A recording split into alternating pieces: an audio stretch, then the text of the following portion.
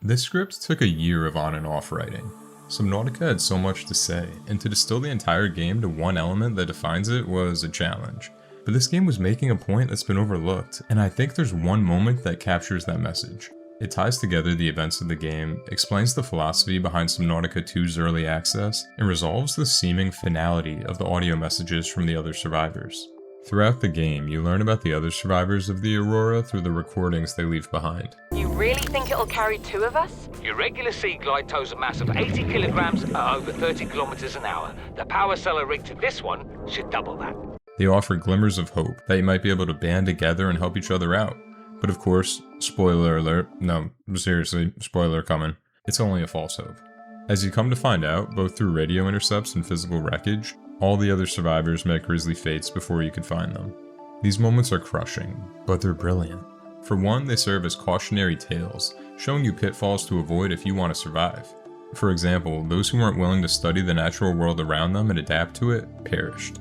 Humans have spent millennia specializing in how to shackle nature to our will. This planet won't cause us any new problems.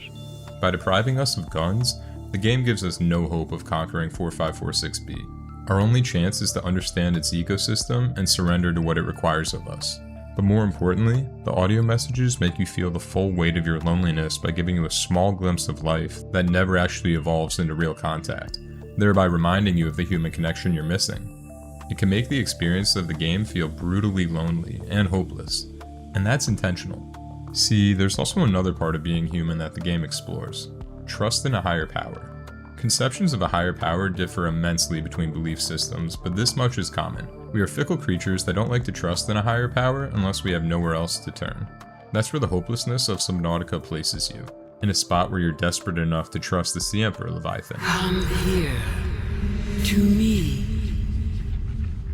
And this trust is rewarded, as she turns out to be a benevolent being, one who calls you her friend, and who guides you to the cure you need to heal and get back home. Throughout the game, you heard her voice. It may not have been a human, and you may not have seen her, but she saw you. You were never alone. Now you go among the stars, and I fall among the sand. We are different, but we go together. Many of us believe in a higher power of some sort that is there for us, watching us, guiding us. Maybe it's a power born of humanity's collective unconscious, or a consciousness that belongs to the universe, or a being who created the universe and created you. Or maybe it's just a vague feeling that there is a power out there, though you can't really describe it. Or maybe it's a giant alien fish. But regardless, maybe it's only when we're deprived of other contact that we begin to treat this connection between ourselves and a higher power as something real. But many of you likely don't believe in any higher power, or don't like the idea of one. Don't think that Subnautica's message is not for you. See, as you progress in Subnautica, you encounter time capsules that help you on your journey. Each contains a picture, a note, and up to 6 inventory slots worth of items. No two are alike, and it's not fully clear where they came from, but believe me, you're grateful for them. Toward the end of the game, you're given the chance to leave a time capsule yourself. That's when it hits you. The capsules were left by others who had played and beaten the game before you. Not NPCs, players, real people. The developers did something really special. They let players vote on time capsules that others chose to leave behind, reviewed the contents, and if they thought that the items enclosed would be good for new players, they added the capsule to the game. The items you found along the way were hand-selected by others who had played the game before you, so you might have a better shot of making it to the end. This is how life is. We all inevitably connect with others on the timeline of our lives. Even when we enter a phase of the timeline when that connection is more limited, it's past connections that continue to guide us.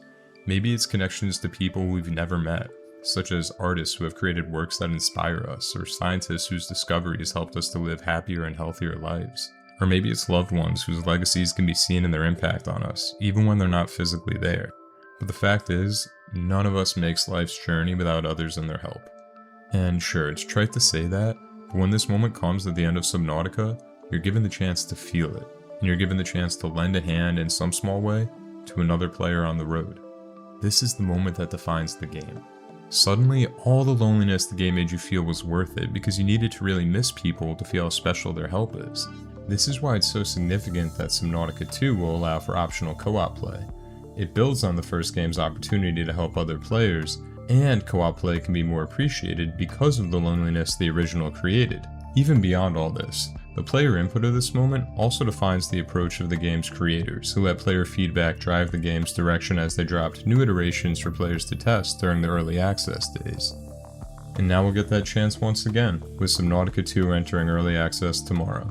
You might want to take advantage of the opportunity to leave feedback for the developers at Unknown Worlds. If Subnautica was any indication, they will be responsive to it, and it could be the opportunity to help shape a really cool sequel.